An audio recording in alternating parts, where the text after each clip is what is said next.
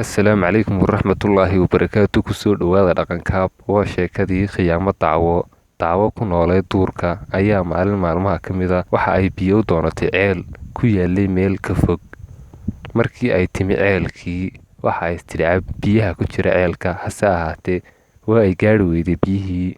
Dacwadii oo tiigtiigsanaysa biyaha ayaa hore ugu dhacday ceelkii. Dacwadii waxa soo food saartay cabsi iyo baqdin.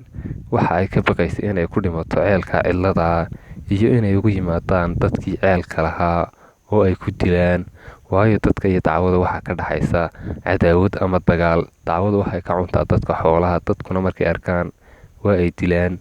Dacwadii waxay istiri maanta ayaa nolol kugu dambaysaa, waxaad ku dhimanaysaa halkan. Waxaad soo doonatay wadkaagii. Waxaa ceelkii biyo u soo doonatay ri oo istiri ka soo cab ceelkii. Ridii markii ay aragtay dacwo ku jirta ceelkii waa ay baqday, waxaana isu taagtay dib. Dacwadii oo lagu yaqaanay khiyaamo iyo siyaasad ayaa waxa ay la hadashay ridii. Waxa ay ku tidhi, soo gal ceelka oo iga saar. Markaad iga saarto ee aan dibadda tago, anu waxaan leeyahay cidiyo dhuudhuuban oo aan kuu qaban karo, markaa ayaan anna kaa saarayaa. Ridii oo aan waxba hubsan waxa ay isku soo tuurtay ceelkii oo ay soo gashay. Dacwadii ayaa ku tidhi ridii, madaxaaga aan ku istaago, deetana sida aan kaga baxo ceelka. Anna marka aan dibadda tago waxaan kuu qaban doonaa gacmahayga, deetana aniga ayaa kaa saaraya. Ridii waa ay ka yeeshay. Dacwadii waxay ku istaagtay madaxa rida, waxaanay u soo booday dibadda.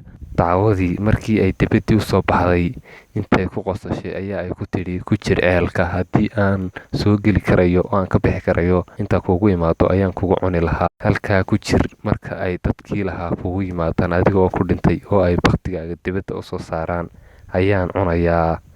Ayaa ay dacwadii kaga badbaaday ceelkii oo ay kaga soo baxday. Ridiina bartii ayaa ugu dumay habeen. Intaanad falin ka fiirso, wax kasta iska hubi. Fadlan subscribe saar si ay kuu soo gaadhaan muuqaalada cusub, una sheer garee asxaabtaada.